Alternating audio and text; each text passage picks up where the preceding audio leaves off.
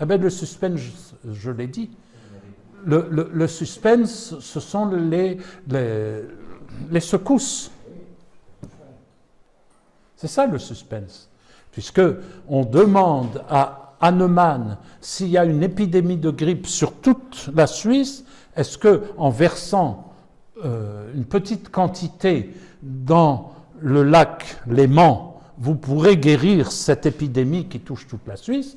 Alors, il a dit oui, mais, et c'était mon suspense, à condition que je puisse secouer le lac Léman. Le deuxième suspense, c'était pour le remboursement de la sécurité. Ah oui, alors pourquoi? Oui, très bien. Ah oui, je l'ai oublié, tiens. Fou, merci. J'aurais dû le dire. Voilà. Donc, c'est CH9, le remboursement de la sécurité sociale.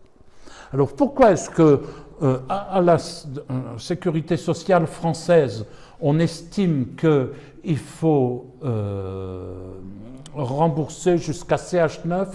C'est parce que c'est à cause de l'effet placebo. Parce qu'on dit que, quand même, un placebo, ça peut donner un certain apaisement, voire... donc c'est pour l'effet psychologique. Et donc ils ont décidé CH9, et puis au-delà ils se sont quand même dit, il n'y a plus rien quand même d'actif, on ne va pas rembourser au-delà de CH9, mais en fait l'idée c'est pour le bienfait psychologique que du patient. Donc on reconnaît un bienfait psychologique, c'est l'effet placebo que je vous ai expliqué. Voilà, j'ai répondu. Questions, remarques? S'il n'y a pas de questions, c'est que j'ai été clair ou que vous n'avez rien compris. Est-ce que tu pourrais nous citer des homéopathes qui avaient de forts liens avec des mouvements sectaires comme Luc Jouret? Ben oui, il y a Luc Jouret, mais d'autres je n'en connais pas. Donc je vous avais dit hier qu'avec cette conférence-là, j'ai eu dans ma carrière 2 homéopathes qui sont retournés à l'allopathie puisqu'ils étaient médecins. Et donc c'était une dame en Belgique, une dame médecin catholique pratiquante. Alors j'ai donné la conférence en 2 fois comme ici, dans une église qui m'avait invité, puis la dame qui était de la région de Charleroi en Belgique avait été invitée par des chrétiens. Et c'était l'église de Waterloo. Waterloo. Hein, c'est un mauvais souvenir ici. Hein. Moi non plus. donc j'étais là dans cette église de Waterloo qui s'appelait Philadelphie. Et puis la dame est venue me voir ensuite et elle m'a dit mais j'arrête, j'ai compris, merci, vous m'avez éclairé. Et elle est retournée à l'allopathie. Et puis le deuxième cas, c'est au Mexique, parce qu'on travaille beaucoup au Mexique 2 fois par an.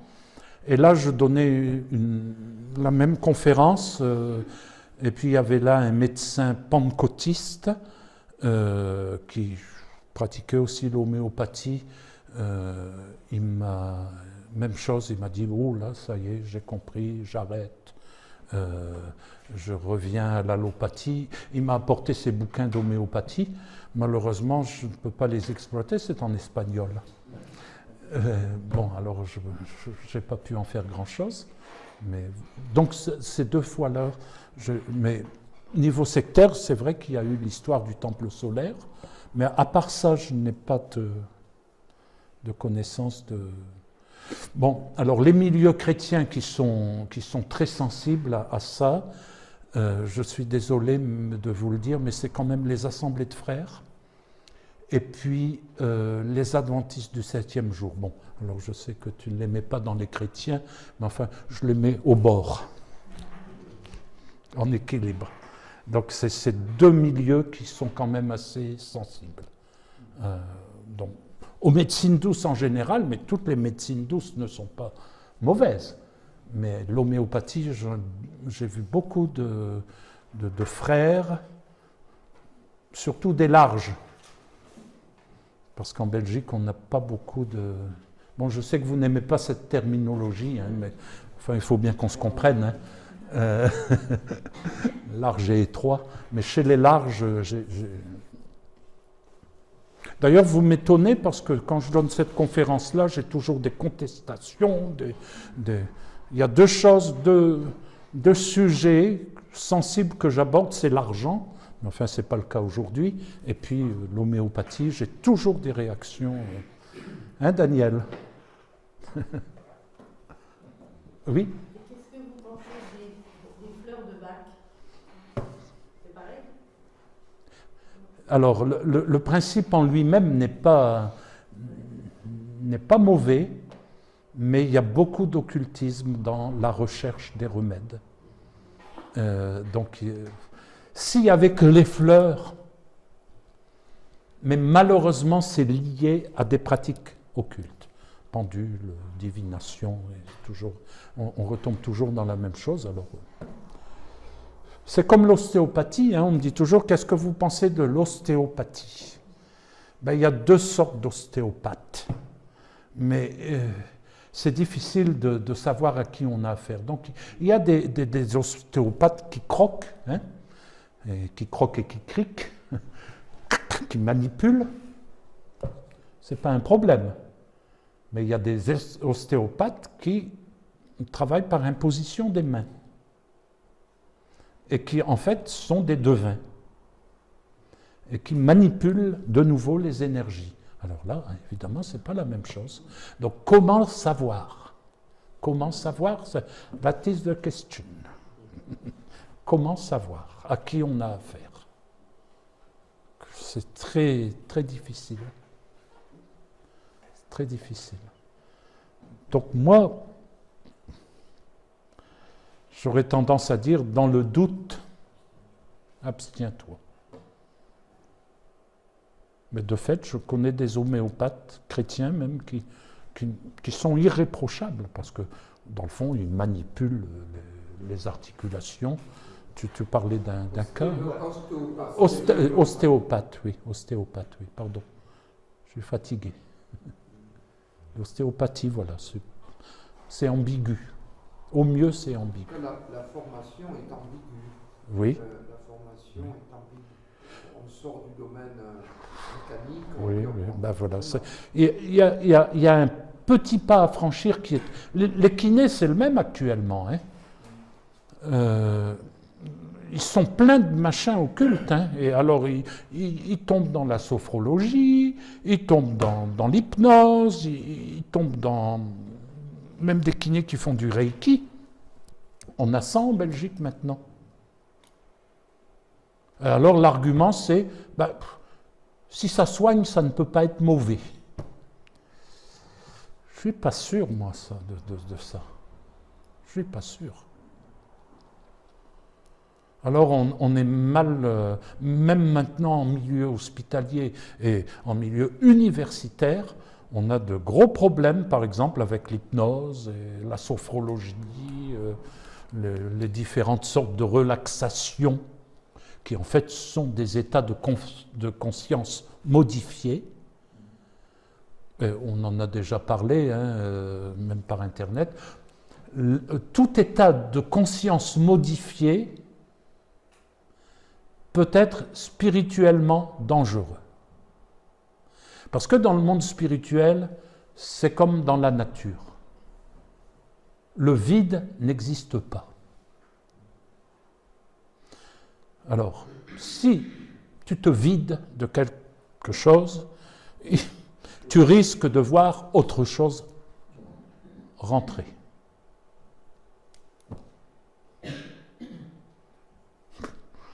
C'est pas très réjouissant, hein. Mais on est dans l'époque post-moderne. Alors, dans l'époque post-moderne, toutes les vérités sont vraies. On va dire toutes les sincérités sont vraies. Pourvu qu'on soit sincère. Et puis, on croit chacun à sa manière. Et puis. Et puis, il faut bien dire que la médecine, la médecine traditionnelle, hein, l'allopathie, donc allopathie, ça veut dire, c'est le contraire d'homéopathie. Homéopathie, ça veut dire soigner par le semblable, et allopathie, ça veut dire soigner par le différent. Donc la médecine qu'on enseigne dans les facultés, c'est l'allopathie. Mais il faut dire que l'allopathie, parfois, pose des problèmes. Bon, moi, on m'a sauvé la vie, dans le fond, depuis 37 ans. Mais on m'a aussi démoli pas mal de choses. Alors, qu'est-ce qu'on m'a démoli? On m'a démoli mes hanches. Vous voyez? On m'a mis le diabète. On m'a mis le cancer au pancréas.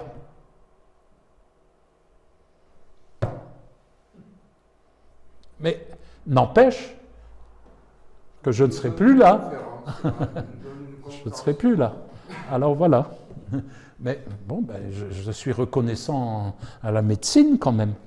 Parce que Danielle aurait été veuve à 32 ans. Alors, vous savez, c'est difficile. Bon, c'est une petite histoire, petit témoignage que je vous rends. En tant que chrétien et en tant que pasteur, c'est difficile à porter. Parce que vous avez toujours les amis de Job. Alors, les amis de Job, qu'est-ce qu'ils vous disent? Ils disent, comment, toi, le pasteur, t'es pas guéri? Ben non, je ne suis pas guéri. Bon. Où est ta foi? Ben, je fais tout mon possible pour rester dans la foi. Et puis. Et alors, finalement, bon, il y a des gens qui m'ont consolé, m'ont dit, toi, ton miracle, c'est pas d'être guéri, c'est d'être toujours là. C'est peut-être un peu vrai aussi, je ne sais pas ce que vous en pensez. Mais c'est vrai que ça tient du miracle, mais ça c'est le miracle de la science. Je ne vais pas non plus vous dire, Dieu m'a guéri par la foi. Non, non, ça ce serait un mensonge. J'ai une grande foi, mais je tiens par la médecine. Jusque quand? On verra bien.